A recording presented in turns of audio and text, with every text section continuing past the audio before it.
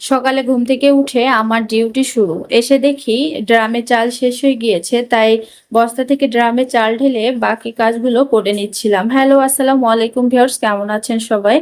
আলহামদুলিল্লাহ, আল্লাহর রহমতে আমিও ভালো আছি। সকালে নাস্তা করার পরে সবকিছু ক্লিন করতেছিলাম।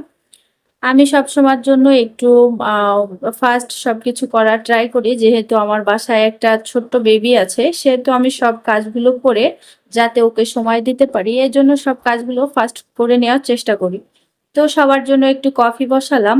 আসলে নাস্তার পরে সবার একটু চা কফি না হলে আমাদের বাসায় চলেই না। তাই সবার জন্য একটু কফি বানাচ্ছিলাম। আসলে মেয়েদের কাজের শুরু আছে, কোনো শেষ নেই। আ আসলে সংসার, বাচ্চা সবকিছু মিলায়ে তারপরেও কষ্ট হলেও এর মধ্যে একটা ভালো লাগা কাজ করে। তো কি করব? নিজের সংসার নিজেরই তো সবকিছু করতে হবে, সামলাইতে হবে যতই কষ্ট হোক। তো ফাইনালি সবার জন্য কফি রেডি। তো আমার এই সুন্দর কফি টেবিলটাই সবার জন্য কফি নিয়ে আসলাম। আসলে এই টেবিলটা আমার ভীষণই পছন্দ। আমি বেলকনিতে বসে, বসে কফি খাবো, সেজন্য আমি এই কফি টেবিলটা কিনেছিলাম। এই যে এই ক্লান্ত শরীর নিয়ে ১ কাপ কফি খাচ্ছিলাম, একটু শান্তি, শান্তি লাগতেছিল। সব কাজ কমপ্লিট করে দুপুরে রান্না-বান্না সব শেষ করে এসেছিলাম একটু রেস্ট নেওয়ার জন্য। এসে দেখি যে আমার বেডশিটের যে অবস্থা, এসেই তো মনটা ভীষণ খারাপ হয়ে গেল। তো আমি এখানে সুন্দর করে কেটে ভাবছি যে এই চাদরটা আমি ঠিক করব।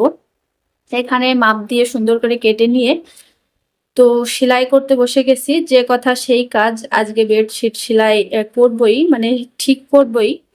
তো এই যে আমার বেডশিটের ফাইনাল লুক। তো ফাইনালি আমি সুন্দর করে ওটাকে ঠিক করতে পেরেছি। তো আজকে আর না ঘুমিয়ে চিন্তা করলাম, অনেকদিন ধরে আসলে সুপার কভারটা চেঞ্জ করব আসলে হচ্ছিল না।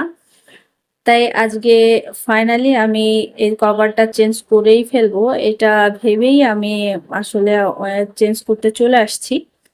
এই সুপার কভার পরানো যে আমার কাছে এত প্যারা মনে হয় কি বলবো। আসলে আমার কাছে ভীষণই প্যারা মনে হয় আমার, মানে আমি পরাইতেই পারি না ঠিকমতো।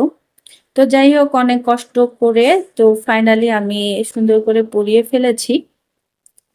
এখন যেহেতু আমার কাজ সেটা আমাকেই করতে হবে। তো এই যে সুন্দর করে পরিয়ে ফেলেছি সবগুলো। তো আসলে আমার সবকিছু ক্লিন না থাকলে একদমই ভালো লাগে না। এই যে ফাইনাল লুক, সবকিছু ক্লিন থাকলে নিজের কাছেও অনেক বেশি ভালো লাগে। তো আজকের আমার এই ভিডিওটি আপনাদের কাছে কেমন লেগেছে কমেন্টসে জানাবেন। সবাই সুস্থ থাকবেন, ভালো থাকবেন। অন্য কোনো সুন্দর ভিডিওতে দেখা হবে। আল্লাহ হাফেজ।